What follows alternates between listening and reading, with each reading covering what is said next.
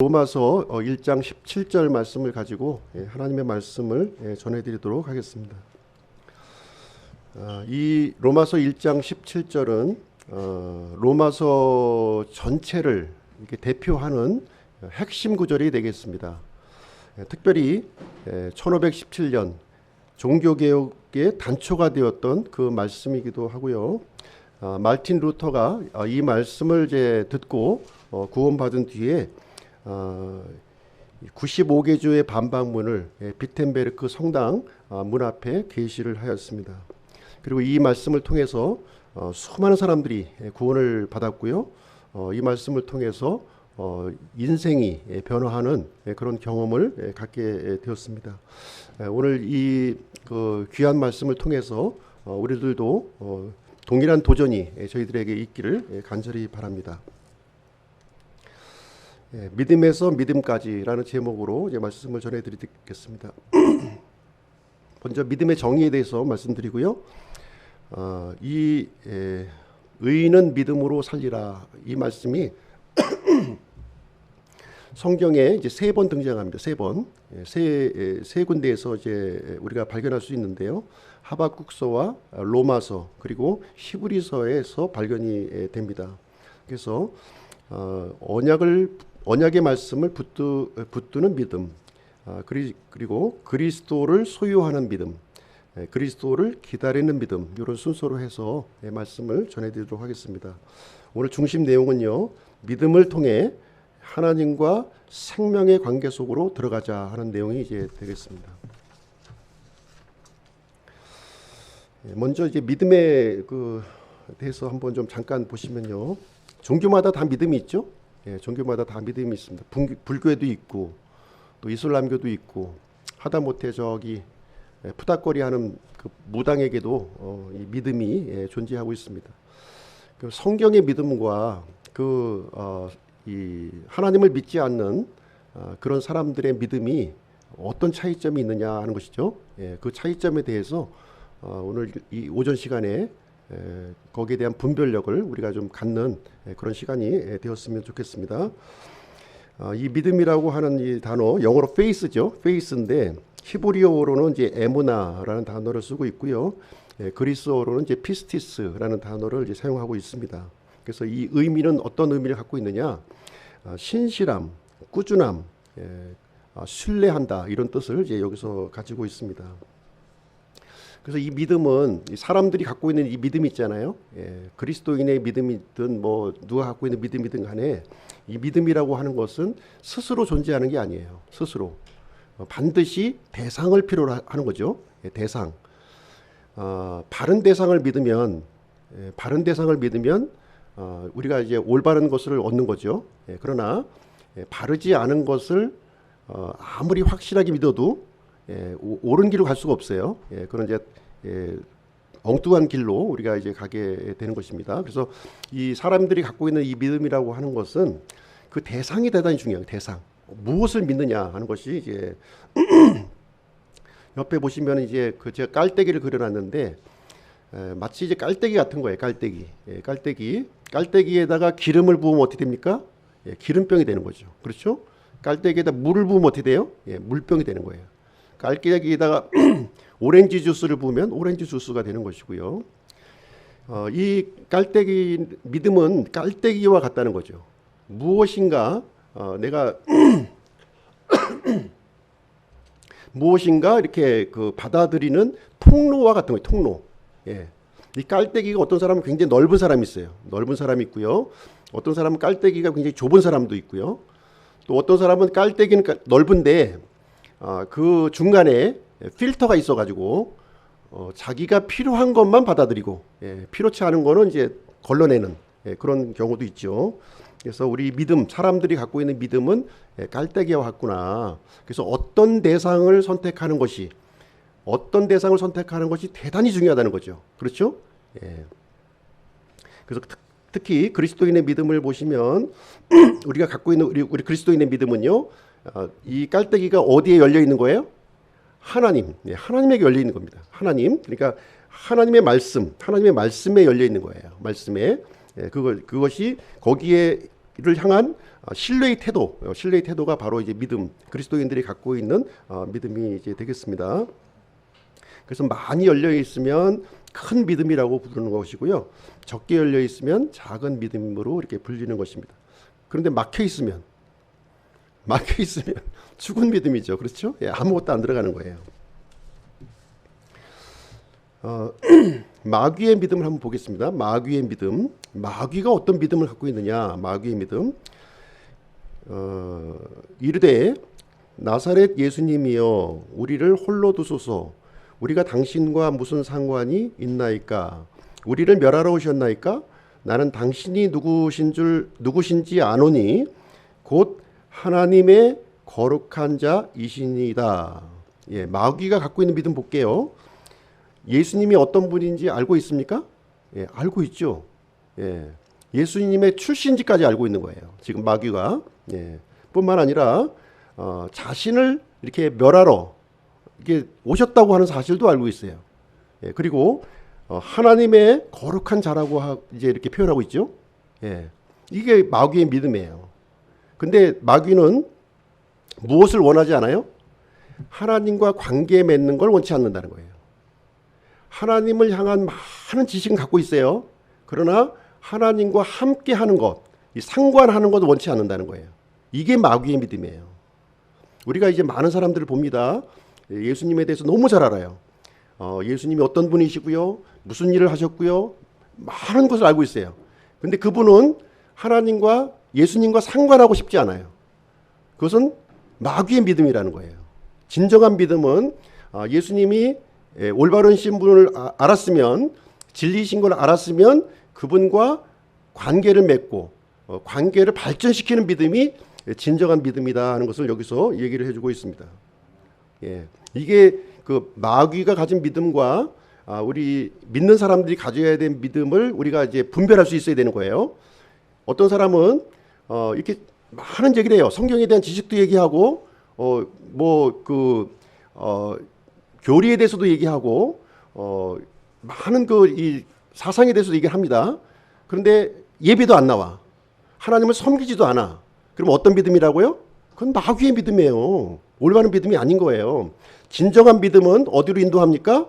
예, 하나님을 섬기고, 예, 하나님을 따르고, 예, 하나님을 신뢰하고 그런 쪽으로 따라가는 것이 진정한 믿음이라는 거예요. 하나님과 바른 관계로 이제 이렇게 나아가게 하는 것이죠. 그래서 오늘은 이제 의인은 믿음으로 살리라 하는 말씀을 한번 좀 보실 텐데요. 이것이 성경에 3번 등장해요. 3번. 예, 3번 등장합니다. 하박국서, 그리고 오늘 읽었던 로마서, 그리고 히브리서 이렇게 3군데 등장을 합니다. 이 내용을 통해서 믿음에 대한 이 분별력을 우리 그리스도인들이 가져야 될 이 믿음, 이 올바른 믿음이 무엇인가 하는 것을 우리는 좀 붙들고 있어야 될 줄로 생각을 합니다. 먼저 하박국서에 있는 말씀을 좀 보시도록 하겠습니다. 자, 하박국서의 믿음은 언약의 말씀을 따르는 믿음이에요. 언약의 말씀을 따르는 믿음이다. 하박국서 2장 4절 보라 위로 높여진 자의 혼은 그의 속에서 올바르지 아니하나 의인은 자기 믿음으로 살리라. 근데 여기 이제 하박국서에는 이제 단어가 하나 더 들어가 있죠. 예, 자기 믿음이 자기 믿음이 들어가 있는 거예요. 왜 자기 믿음이 들어가 있는지 그거를 이제 우리가 이유를 알아야 되겠죠. 예. 지금 이제 하박국이 지금 처해 있는 상황이 이제 어떤 상황이냐면 지금 이제 이 남유다 왕국이 멸망할 직전에 놓인 거예요. 지금 이 바벨론 제국이 굉장히 강성해졌고요. 바벨론 제국에 의해서 이제 이 이스라엘이 남유다 왕국이 완전히 멸망하는 그 직전, 침공하지 않았어요. 침공하기 전에 그 이제 시점에서 이제 하박국서가 이제 기록이 되어 있습니다. 어떤 내용을 이제 하고 있냐면 이 내용을 좀 알기 위해서는 우리가 좀 이스라엘의 그 왕국의 역사를 잠깐 우리가 좀 볼 필요가 있습니다. 하나님께서 이스라엘 백성들을 선택하셨죠. 예, 선택하셔서 어디로 인도하셨습니까? 이집트에서 가나안 땅으로 인도해 주셨어요. 그리고 이제 사사기의 기간을 거쳐서 그 다음에 이제 왕정 시대를 이제 하나님께서 열어 가십니다. 물론 하나님이 이제 이 뜻은 아니었지만 사람들이 원해서 왕정 시대가 이제 열려지게 되었어요. 그래서 최초로 세워진 왕이 누굽니까? 사울 왕이죠. 그렇죠? 그 다음에 이어서 누가 왕이 됩니까? 다윗이 왕이 되고요. 그 다음에 이어서 다윗의 아들 솔로몬이 왕이 되는 거예요. 이때를 이제 통일 왕국 시대라고 그럽니다. 한 사람의 왕이 이스라엘 전체를 이렇게 통치하고 다스리는 그런 시대였던 것이죠. 그리고 솔로몬의 아들 때에 와서 아들의 이름이 누구죠? 아들 이름이 르호보암이에요. 르호보암 때에 와서 이스라엘이 남과 북으로 이렇게 갈라지게 되는 거예요. 남과 북으로 갈라집니다. 북쪽은 11지파가 되고요. 남쪽은 한 지파, 유다 지파로 이렇게 구성이 이제 되어집니다. 북왕조의 첫 번째 왕이 누군가요? 첫 번째 왕은 여로보암입니다. 여로보암인데요. 이 북이스라엘은 한 사람도 선한 왕이 없어요. 한 사람도 선한 왕이 없어요. 20명의 왕이 지금 이제 일어나지만 단 한 사람도 선한 왕이 이제 없습니다. 그래서 하나님께서는 이 북이스라엘을 향해서 많은 은혜를 베풀어 주세요. 이 우상 숭배를 하고 불순종을 했지만 계속해서 하나님은 은혜를 베풀어 주십니다. 그래도 듣지 않아요. 그래도 듣지 않게 되니까 결국은 아시리아 제국을 통해서 북이스라엘을 완전히 멸망시켜 버립니다. 그리고 남유다는 또 어떻게 되느냐? 남유다는 그래도 이제 많은 왕이 이제 좋지 않았지만 몇 명의 선한 왕이 있었어요. 몇 명의 선한 왕. 그러나 하나님께서는 남유다 왕국만큼은 북이스라엘 같이 멸망시키지는 않겠다 이렇게 말씀하셔요. 왜 그렇습니까? 이 남유다에 대해서는 하나님께서 무엇을 기억하셨냐면 다윗의 언약을 기억하신 거예요. 다윗의 언약을 기억하시고 남유다는 북이스라엘처럼 멸망시키지 않으시겠다 이렇게 말씀을 해 주십니다. 그래서 바벨론 제국에 의해서 멸망은 당하지 않고요. 70년간 포로로 잡혀가는 그런 일이 이제 발생하게 됩니다. 그래서 이 하박국서가 기록된 이 시점은 이제 마지막 남은 이 남유다 왕국이 멸망하기 바로 직전에 이제 그 쓰여진 성경이 이제 하박국서가 되겠습니다. 그래서 하박국이 어떤 질문을 하냐면요, 이런 질문을 합니다. 두 가지 질문을 하나님한테 해요. 두 가지 질문을. 첫 번째 질문이 뭐냐? 하나님, 이 세상을 보니까 판단의 공의가 전혀 작동하지 않아요. 아니 저렇게 사악한 사람들은 잘 먹고 잘 사는데, 아니 이렇게 하나님을 믿고 열심히 이렇게 성실하게 사는 사람들은 왜 이렇게 못 사는 거예요? 왜 이렇게 고생하는 거예요? 왜 이렇게 힘들게 사는 거예요? 하고 이제 그것을 하나님 앞에 하소연을 하는 겁니다. 아니 저기 하나님도 믿지 않고 아니 온갖 악은 다 저지르는데 잘 산단 말이에요. 죽는 것도 잘 죽어요. 근데 우리 그 하나님 믿는 사람들은 너무 삶이 비참한 거예요. 이것을 하나님 앞에 첫 번째 질문으로 내세웁니다. 또 두 번째 질문은 뭐냐? 두 번째 질문은 아니 왜 이 이스라엘 민족을 하나님이 선택하신 이 민족을 왜 멸망시키려고 하십니까? 아니 멸망하는 거 좋은데 아니 우리보다 더 사악한 저 바벨론 제국을 통해서 우리를 멸망을 시키려고 하십니까? 이거를 이제 지금 하박국이 그 당대의 문제를 가지고서 하나님 앞에 나아간 거예요. 하나님이 답변을 주시는 거죠. 하나님이 어떤 답변을 주십니까? 근데 이 이스라엘이 멸망하게 된 것이 원인이 하나님께 있습니까? 이스라엘에게 있어요. 이스라엘에게 있죠. 하나님에게 있는 게 아니에요, 지금. 이스라엘 백성들이 하나님과의 올바른 관계를 맺지 않고 우상 숭배를 하고 불순종을 하니까 하나님께서 징계하시는 수단으로 지금 이스라엘을 멸망시키는 거 아닙니까? 그래서 모든 사회적인 구조가 무질서하고 혼란스럽고 악인이 번성하는, 선인이 이렇게 그 핍박을 받는 그런 시대가 되었다 하는 것을 이제 말씀해 주고 있습니다. 그래서 하나님께서는 이제 이 하박국에게 여기에 대한 이제 해답을 이제 말씀을 해 주시는 것이죠. 하나님께서 이스라엘 백성들을 왜 선택하셨습니까? 여기 이제 그 출애굽기 19장에 보시면 이스라엘 백성들을 어떻게 이제 대우를 하셨냐면 특별 소유의 보물, 이스라엘 백성을 특별 소유의 보물로 삼으신 거예요. 그리고 제사장 왕국으로 삼으시고 거룩한 민족으로 삼아주신 거예요. 왜 이렇게 특별한 지위를 이스라엘 백성들에게 주셨을까요?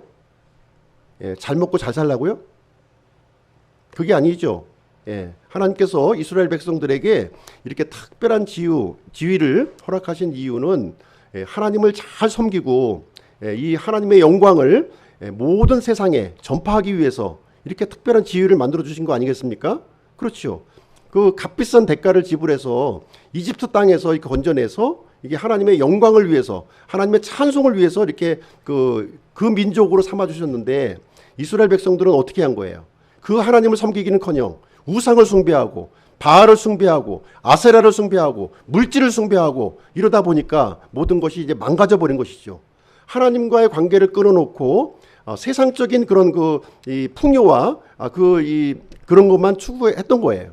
그 모습을 이제 보여주셨고요. 그리고 이제 하나님께서는 이 더 큰 계획을, 지금 이스라엘 백성들은 멸망합니다. 분명히 멸망하지만 하나님께서는 더 큰 그림을 지금 이제 그리고 있다고 하는 사실을 이제 알려주시고 있는 거예요. 그 내용이 바로 이제 하나님께서 인류 구원의 계획을 갖고 계신 거죠.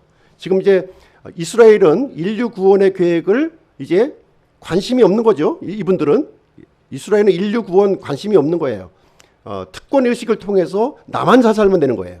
예. 그러나 그런 것이 아니다 하면서 이제 하나님께서는 인류 구원의 계획을 이제 알려주십니다. 그래서 세상 역사가 어떻게 흘러갈 것인가, 어떻게 흘러갑니까?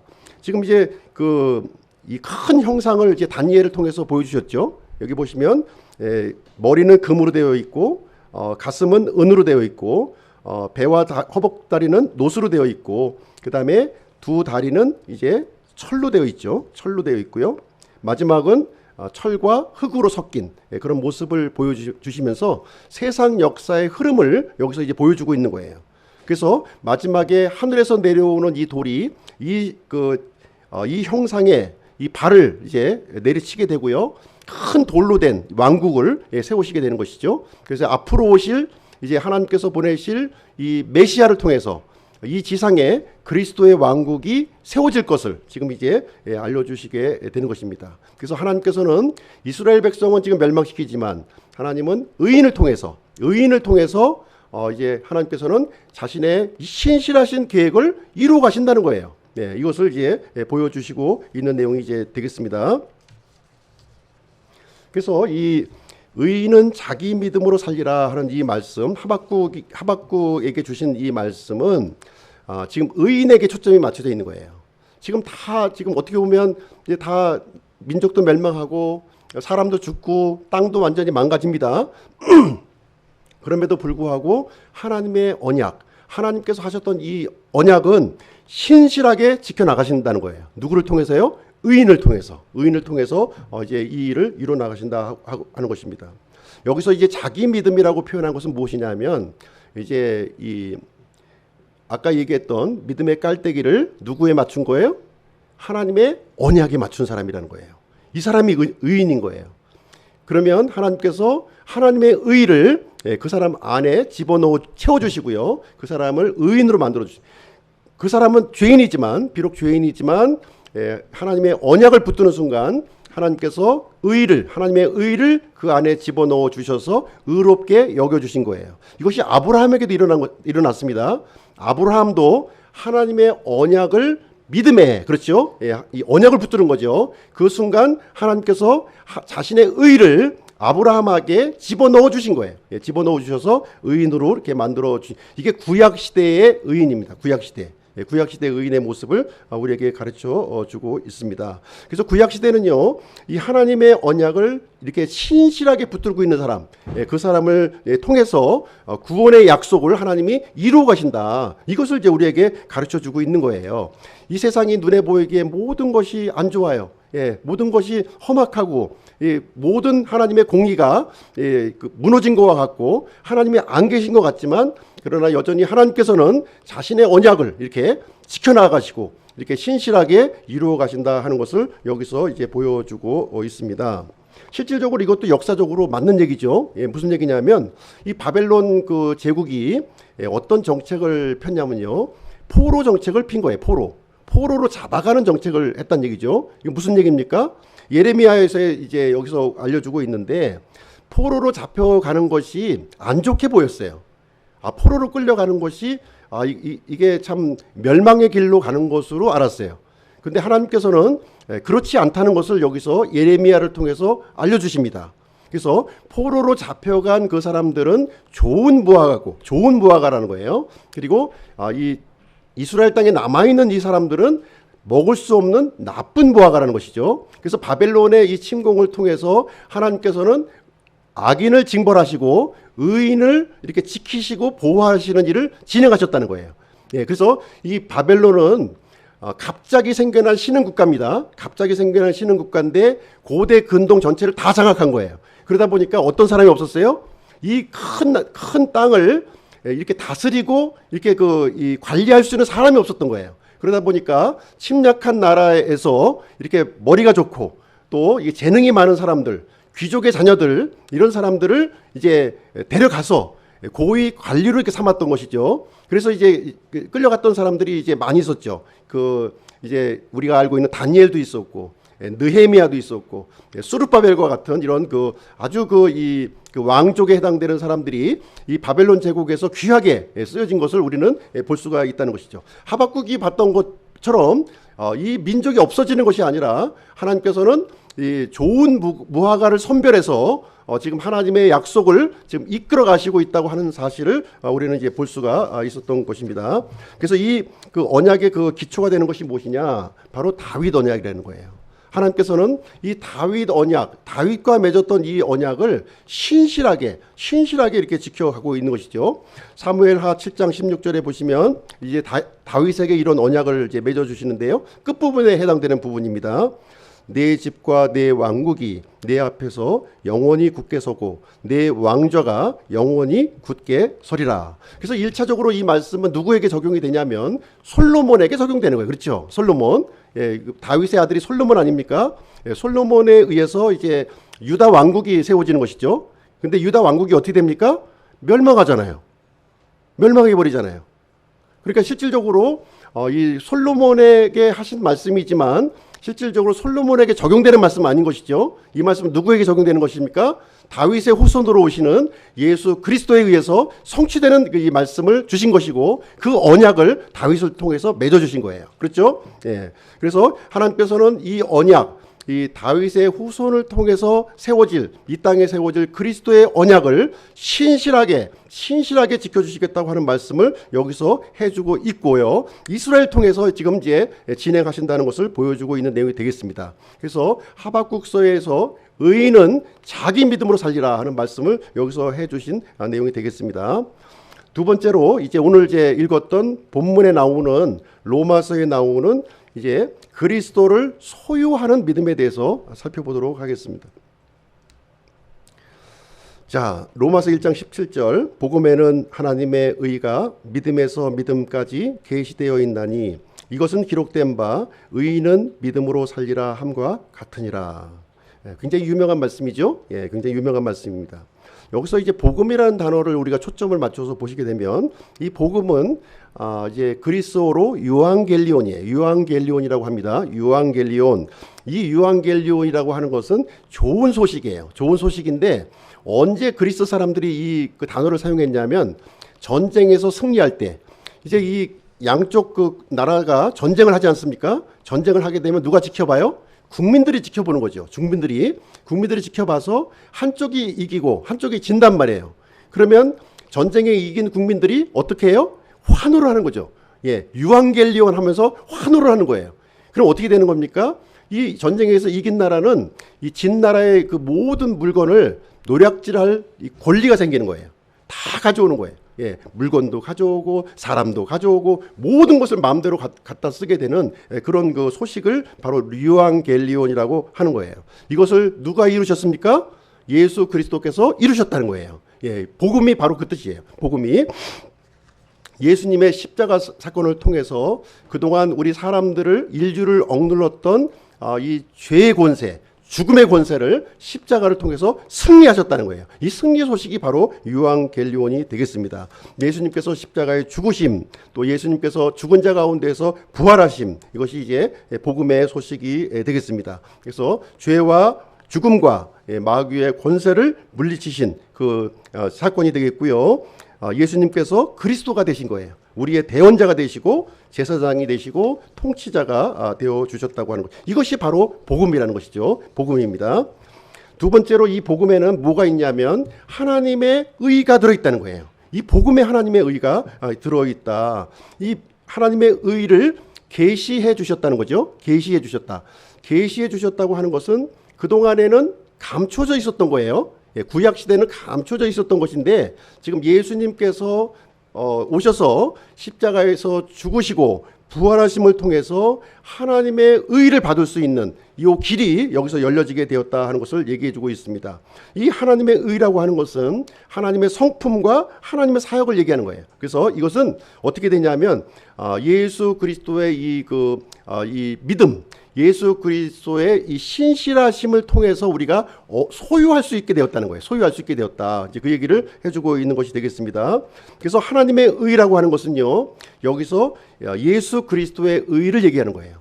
예수님이 하나님이시잖아요. 그렇죠? 예수님이 하나님이시기 때문에 예수 그리스도의 의가 되는 것이고 이것은 바로 십자가의 복음을 가르쳐주고 있다는 것을 여기서 설명을 해주고 있습니다. 그 다음에 세 번째로 믿음에서 믿음까지. 여기서 이제 믿음의 초점이 맞춰서 좀 보시게 되면요. 이 믿음이 과연 무슨 믿음이냐.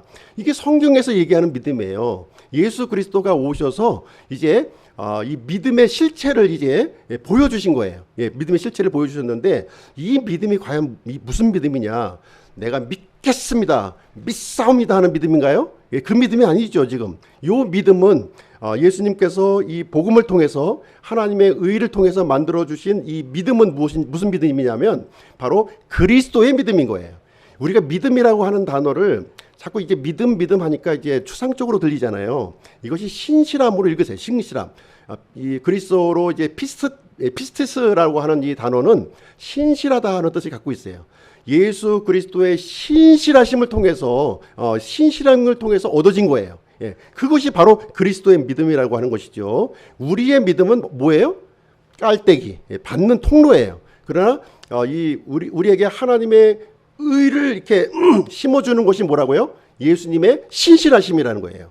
예수님께서 구약 시대에 약속했었던 그 말씀에 따라서 사람의 몸을 입으셨고 또 말씀에 따라서 십자가에서 죽으셨고 또 말씀에 따라서 이 죽은 자 가운데서 부활하심으로 말미암아 이제 그 하나님의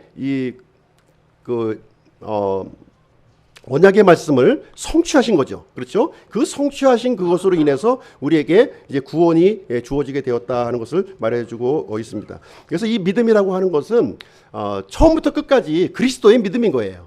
우리 성경에서 얘기하고 있는 이 믿음은 사람의 믿음을 얘기하고 있는 것이 아니라 그리스도의 믿음을 얘기하고 있습니다. 그래서 이 그리스도의 믿음이 우리에게 구원을 주는 것이고 이 그리스도의 믿음이 우리에게 영원한 생명을 주는 거고 이 그리스도의 믿음이 우리에게 성품을 주는 거고 이 그리스도의 믿음이 우리가 믿음 생활을 할 수 있는 그 원동력을 우리에게 주시는 거라는 거예요. 그렇죠? 예. 이 믿음이 그 내용물이라는 거예요. 내용물. 우리는 깔때기인 거예요. 그럼 깔때기도 좀 중요하지 않나요?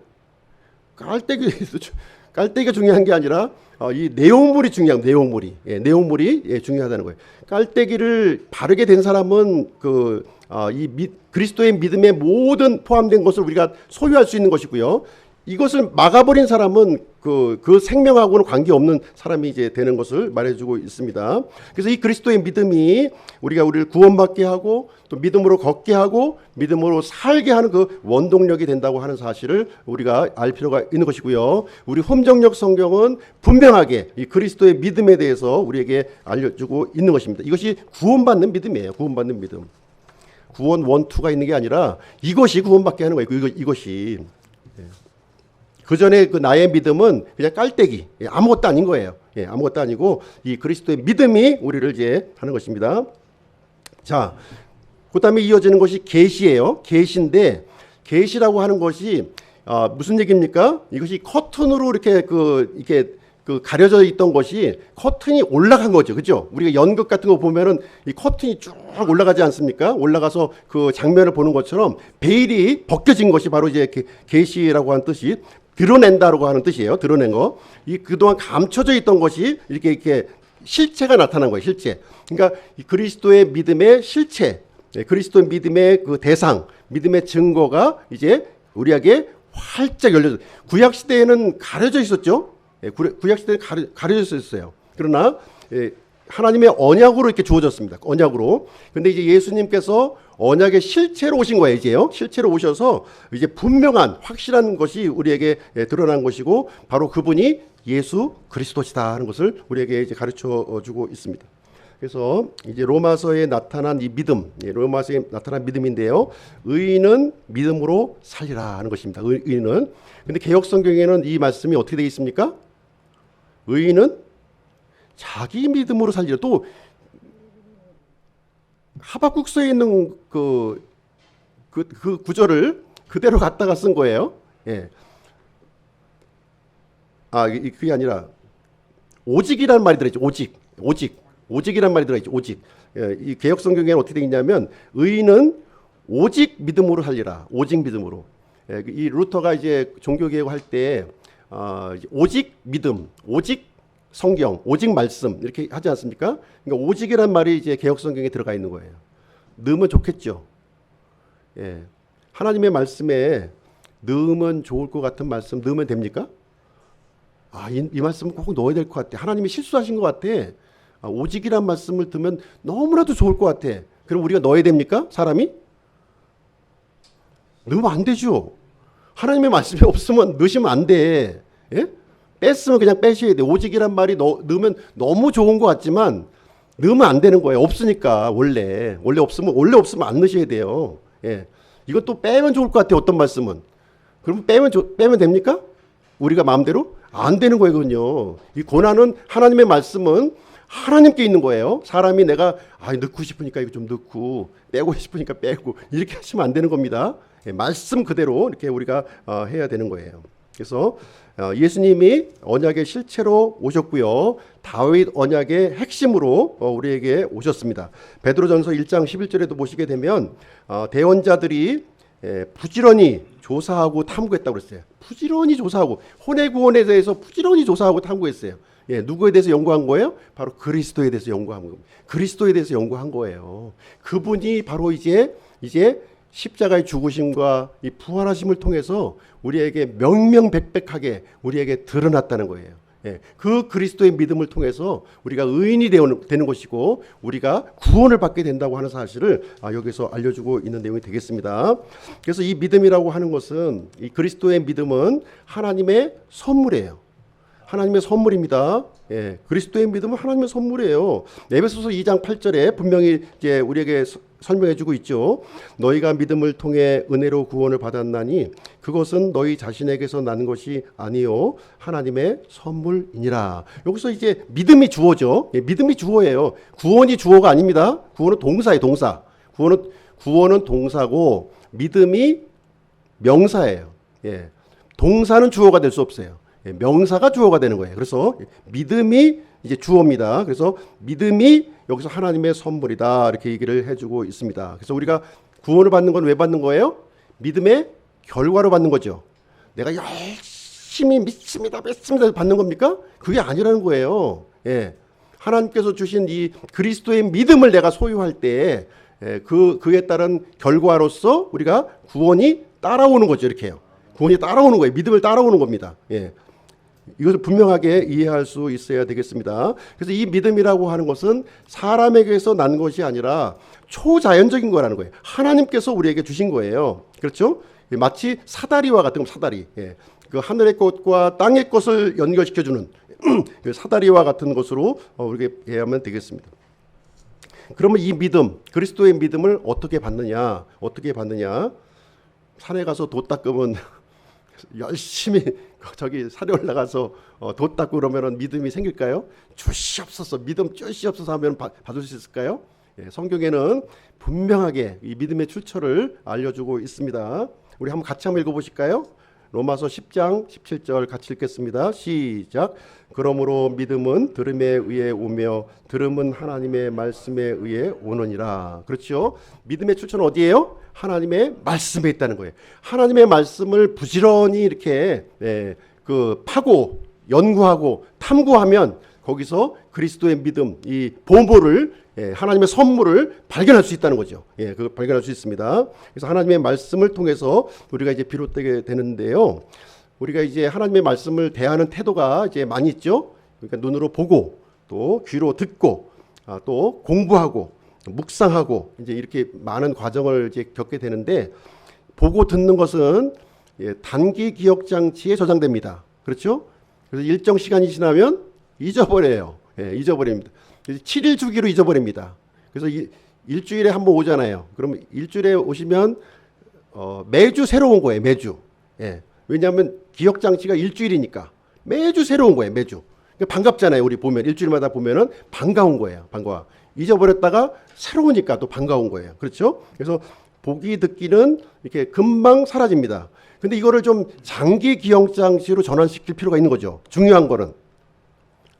중요치 않은 거는 단기 기억 장치에 집어넣고 잊어버리면 돼요. 그렇죠? 정크니까 사라져 버리면 돼. 그렇죠? 이제 스트레스를 안 받잖아요. 근데 중요한 거는 장기 기억 장치에 저장해야 되는 거예요. 어디에요?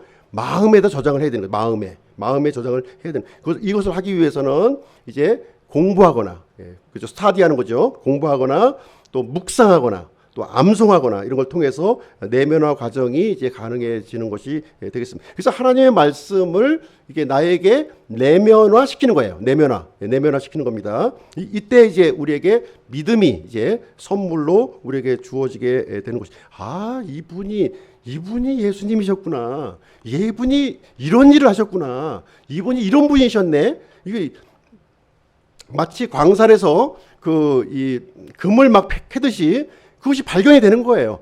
그 깨달음이 막 이제 올라가니까 이제 그리스도의 믿음이 내 안에서 자라고 성장하게 되는 것입니다. 그래서 그리스도의 믿음의 특징을 한번 좀 보시게 되면요. 세 가지만 이제 로마서에 나와 있는 세 가지만 좀 추려놨는데 첫 번째는 예수 그리스도와의 연합. 두 번째 예수 그리스도와 닮아감, 세 번째 예수 그리스도를 입증함. 이 세 가지로 한번 특징을 그리스도의 믿음의 특징을 세 가지로 분류해봤습니다. 첫 번째는 예수 그리스도와의 연합이라는 거예요. 예수 그리스도의 그 이제 믿음을 우리가 소유하는 거죠. 믿음을 소유하게 되면 이제 예수님께서 이루신 그 공로가 나의 공로가 되는 거예요. 나의 공로. 예수님의 믿음을 소유하면 예수님이 이루신 모든 공로가 나의 공로가 된다는 거예요. 이 믿음을 통해서 가능하게 해주셨다는 거예요.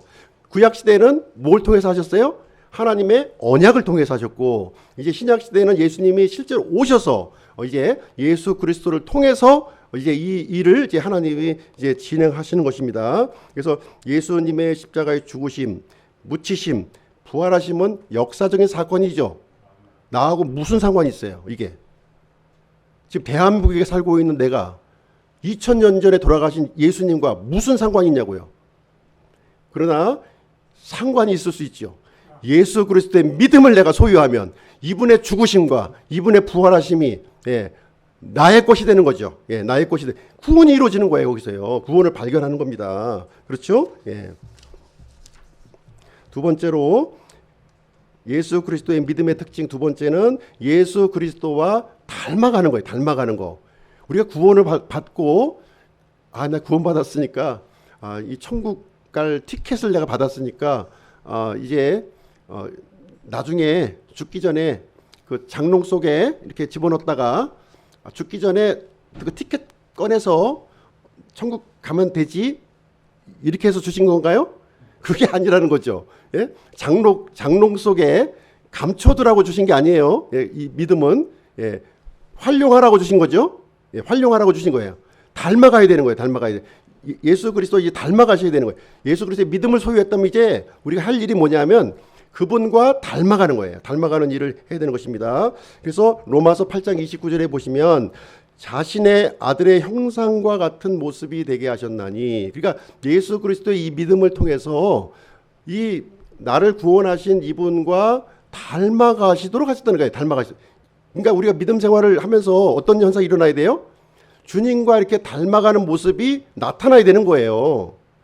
근데 열심히 믿음 생활했는데 예수님의 모습은 안 보여. 그냥 옛날 과거의 모습, 그 모습만 있는 거예요.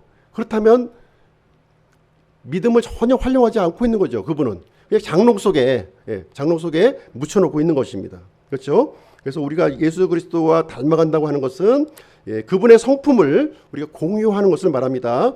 그분이 겸손하신 것 같이, 그분이 순종하신 것 같이, 그분이 섬기신 것 같이, 그분이 인내하신 것 같이 그분의 성품이 나의 성품으로 이렇게 이 변화되어 가는 과정을 얘기합니다. 그리스도의 믿음 세 번째는 예수 그리스도를 입증하는 거예요. 예수 그리스도를 입증한다.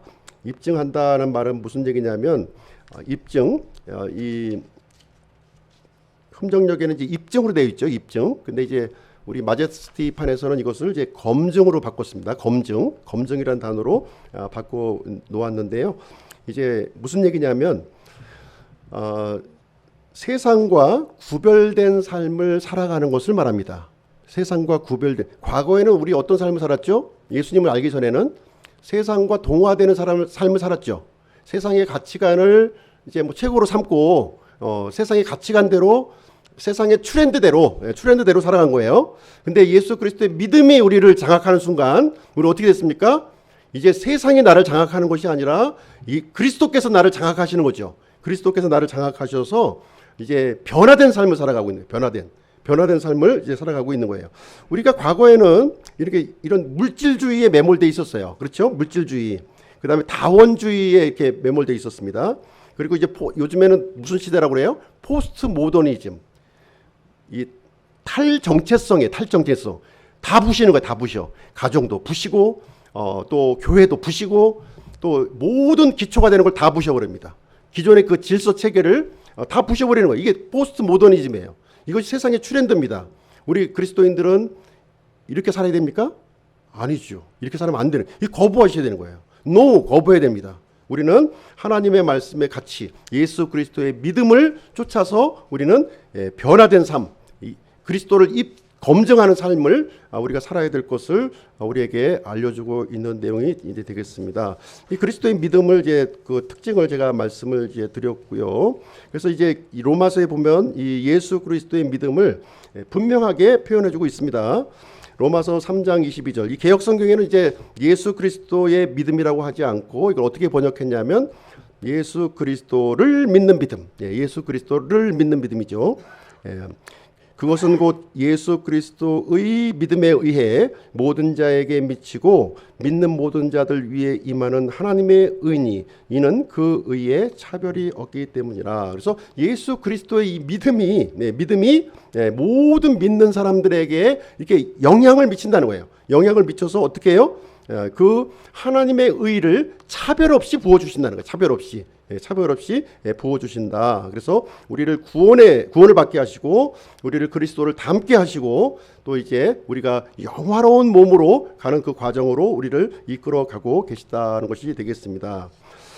자, 이 세 번째 히브리서에 나타나 있는 내용을 한번 보실게요. 히브리서에도 이제 동일한 구절이 나와 있습니다. 히브리서 10장 38절. 이제 의인은 믿음으로 살리라. 이렇게 돼 있죠. 이제 의인은 믿음으로 살리라. 근데 히브리서의 말씀은 어디에 초점이 맞춰져 있냐면요. 살리라에 초점이 맞춰져 있어요. 살리라에 초점이 맞춰져 있습니다. 그래서 이 믿음이라고 하는 것은 지적이거나 관념적인 것이 아니라는 거예요. 너무 이 믿음을 지적이고 관념적인 것으로 접근해서는 안 된다는 거예요. 굉장히 동적인 거예요. 이 명사지만 믿음이 명사지만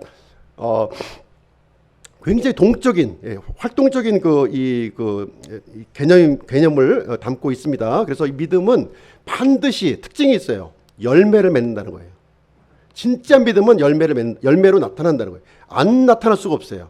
진짜 믿음이 그 안에 들어가 있다면 반드시 그 사람에게는 열매로 드러난다. 이것이 바로 히브리서에서 알려주고 있는 의인이 의인은 믿음으로 살리라 하는 말씀이 이제 되겠습니다. 그래서 세상 가치를 거부하고 하늘의 가치를 수용한다는 내용이 되겠습니다. 그래서 히브리서 10장 말씀을 이제 보시게 되면 이제 38절인데요. 38절인데 37절을 보시게 되면 어떻게 끝나고 있냐면 조금 있으면 오실 분께서 오실 것이요 지체하지 아니하시리라 하는 말씀에 이어서 의인은 믿음으로 이제 의인은 믿음으로 살리라 이렇게 이어지고 있는 거예요. 37절 38절이 이렇게 이어지는 겁니다. 그래서 예수님의 이 재림과 의인이 살아가는 이 방식과 굉장히 밀접하게 연관이 되어 있다는 거죠. 그렇죠? 그래서 의인은 믿음으로 살리라 하는 이 말씀은 예수 그리스도의 이 재림 신앙에 이제 초점을 맞추고 있다는 것을 여기서 보여주고 있습니다.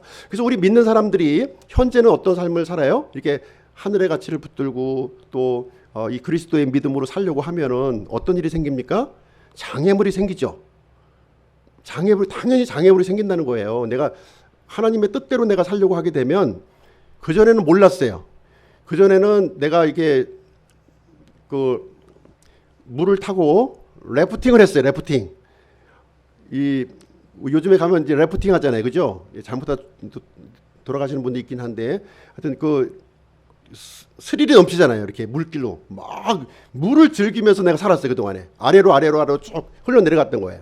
이제 예수 그리스도의 이 믿음이 우리가 들어와 있는 시점에서는 이제 우리 흘러가지 않는다는 거예요. 우리는 거슬러 올라간다는 거죠. 거슬러 올라가려고 하면 어떤 일이 생깁니까? 강력한 물의 저항에 직면한다는 거예요. 강력한 물의 저항에 직면한다. 그렇죠? 우리가 난 선하게 하나님의 뜻대로 살려고 하는데 굉장히 주변에서 이렇게 막 나를 억압하고 이렇게 방해하고 끌어당기고 하는 것이 많이 생긴다는 거예요. 모든 우리 믿는 사람들이 다 겪은 겁니다. 그거는 비난과 고난과 핍박이 이것이 우리에게 주어진다는 거예요. 세상 왜 그렇게 살려고 그래? 응? 편하게 살지. 편하게 살지. 그렇죠? 편하게 좀 살지. 왜 뭐 복잡하게 살려고 그래? 그러잖아요. 예? 근데 현재 받는 이 비방과 고난은 장차 우리가 받을 큰 보상과 그 보응이 연결되어 있다는 거죠. 우리 그리스도의 믿음을 가지고 있는 사람은 현재 눈앞에 닥쳐져 있는 고난과 비방을 보는 게 아니라 그걸 보면 볼수록 어떤 생각을 가져요? 더 큰 보상, 더 큰 보상을 우리 마음에 두는 거예요. 그래서 그거를 기꺼이 수용하고 이겨나가는 거죠. 이겨나가는 거예요. 그래서 인내가 필요하다. 이게 인내. 우리 믿음의 삶에는요, 인내가 필요한 거예요. 인내. 그리고 예수 그리스도께서 우리에게 감당할 수 있는 능력을 우리에게 주신다는 겁니다. 우리가 믿음으로 살고자 할 때는. 그리고 37절 말씀하신 대로 조금 있으면 오실 분께서 오실 것이요 지체하지 아니하신다. 왜 지체하는 것처럼 보이잖아요. 그렇지 않습니까? 아유, 예수님 또 오늘도 안 오셨네. 내일이면 또 오실까? 이런 생각을 갖고 있는 분 계십니까? 왜 예수님은 지체하실까요? 네. 왜 지체하실까요? 네. 믿음의 사람들을 모으고 계신 거예요. 이 시간의 과정을 통해 하나님께서도 급하십니다. 빨리 오고 싶은데 이 시간의 과정을 통해서만이 사람들이 돌아오거든요. 언약의 말씀을 주시고 예수 그리스도를 주셨고 이제 우리가 믿음의 삶을 살게 하시고 이제 앞으로 예수님 오시잖아요. 그 기간 동안에 이 믿음의 사람들을 부르시고 계시다고 하는 사실을 우리가 좀 볼 필요가 있겠습니다. 그래서 히브리서 11장 내용을 보시게 되면 이제 10장에 이어서 11장이 바로 믿음의 장이잖아요. 믿음의 장. 거기에 보시면 믿음의 사람들이 쭉 나와 있는 거, 열거되어 있는 거예요. 수많은 믿음의 사람들이 아벨부터 시작해 가지고서 쭉 연결되어 있는 거예요. 그래서 히브리서 11장 1장 1절 말씀이 믿음의 정의를 내리고 있는 거예요. 믿음의 정의. 믿음의 정의가 뭐예요? 바로 믿음이 이제 실체, 증거가 된다는 거죠. 누가요? 예수님이 실체요, 증거. 구약 시대에는 그분을 몰랐어요. 몰랐음에도 불구하고 언약을 붙들고 왔던 거예요. 언약을. 우리 신약 시대에 와서는 그 예수님을 이제 실체로 붙들고 있는 거죠. 실체로 붙들고 믿음 생활하는 겁니다. 그리고 이제 장차 미래에 오실 이 재림하시는 예수님을 통해서 모든 것을 완벽하게 이루실 것을 우리가 이제 보게 되는 내용이 되겠습니다. 그래서 이 구약 시대의 사람들을 보면 하나님의 언약을 이렇게 믿은 사람들이에요. 아벨, 에녹, 노아, 아브라함, 모세, 라합 이런 모든 사람들이 다 하나님의 언약을 이렇게 붙들고 살았던 그런 사람들이 되겠습니다. 그래서 믿음은 관념이 아니라는 거죠. 관념이 아닌 거예요. 재림하시는 실질적으로 재림하시는 그 예수님을 붙들고 그분을 따라서 살아가는 삶이 바로 이제 믿음의 삶이다 이렇게 얘기하고 있습니다. 계시록 22장 20절 같이 한번 읽어보실게요. 시작. 이것들을 증언하시는 분께서 이르시되 내가 반드시 속히 가리라 하시는도다. 아멘. 주 예수님이여 과연 그와 같이 오시옵소서. 그래서 재림은 논쟁의 대상이 아니라는 거예요. 오실까 안 오실까 이게 아니라 확실히 오시는다는 것이죠. 확실히 믿음의 문제라는 거죠. 믿음의 문제입니다. 그래서 모세와 대언자의 글을 통해서 메시아를 약속하셨고, 그리고 독생자의 성육신을 통해서 메시아가 출현하셨고, 이제 그리스도의 왕국을 세우시기 위해서 이 땅에 이제 다시 오시게 된다는 것입니다. 그래서 아까 말씀드린 대로 사람의 믿음은 통로와 같은 거예요. 그리스도의 믿음이 참된 내용물이고요. 우린 통로입니다. 우리 믿음은. 그래서 어디에 우리가 이 깔때기를 두느냐 하는 것이 대단히 중요합니다. 구원받았음에도 불구하고 여전히 부패한 욕망, 쾌락, 불법, 세상적인 것으로 내가 이것을 열고 있으면 어떻게 됩니까? 우리는 멸망의 길을 갈 수밖에 없는 거예요. 그러나 우리가 이제 이것을 하나님의 의, 하나님의 복 여기에 초점을 맞추게 되면 우리는 하나님의 생명으로 살아간다는 거예요. 그 얘기를 해주고 있습니다. 자, 결론을 내리도록 하겠습니다. 우리는 사실 이제 이 믿음을 회복하기 위한 여정을 살아가고 있는 겁니다. 그렇죠? 최초의 불신이 어디서 깨어졌을까요? 그 선악과 사건에서 깨진 거예요. 첫사람 아담과 이브에서 하나님과 사람 사이의 불신이 그때 일어난 겁니다. 그때부터 하나님께서는 이 믿음을 회복하시기 위해서 계속해서 누구를 보내셨나요? 대언자들을 보내셨죠. 대언자들을 계속해서 보내셔서 하나님께로 돌아오라. 이 믿음의 관계, 회복의 관계로 돌아올 것을 이렇게 말씀을 해주셨습니다. 그래서 하나님께서는 언약의 말씀을 주시면서 이 말씀을 지키심으로 하나님의 신실하심을 보여주신 거예요. 구약 전체가 그 내용입니다. 하나님은 약속하셨고요. 그 약속하신 것을 신실하게 지켜주셨어요. 하나님은 믿을 만한 분이시라는 거죠. 믿을 만한 분이시라는 것을 우리에게 알려주셨습니다. 그래서 그 언약을 붙든 사람들에게 하나님의 의를 이렇게 부어주셔서 의인이 되도록 이렇게 만들어 주셨다는 것입니다. 그리고 로마서에 와서는 이제 예수 그리스도를 이 땅에 보내주셔서 십자가에서 이렇게 죽으시게 하고 그것을 통해서 그리스도를 통한 이 믿음의 회복, 그 회복을 이렇게 정해 놓으시게 됐던 것입니다. 그리고 히브리서에서는 예수님의 이 재림을 통해서 영구한 실체를 우리에게 보여주셨고요. 우리 그리스도의 믿음을 가진 사람들이 믿음의 이 걸음, 믿음의 여정을 이렇게 낙심하지 말고 이렇게 절망하지 말고 세상이 이렇게 모습에 이렇게 휘둘르지 말고 이렇게 믿음의 걸음을 우리가 걸어갈 것을 우리에게 격려하고 독려하고 있는 그런 내용의 말씀이 되겠습니다. 그래서 오늘은 의인은 믿음으로 살리라 하는 말씀을 가지고 우리는 이제 살펴보았고요. 하나님은 이 믿음을 회복하기 위해서 지금 이 순간에도 부르시고 있는 거예요. 지금도 노크하시고 있는 거죠. 노크 두드리고 계시는 거예요.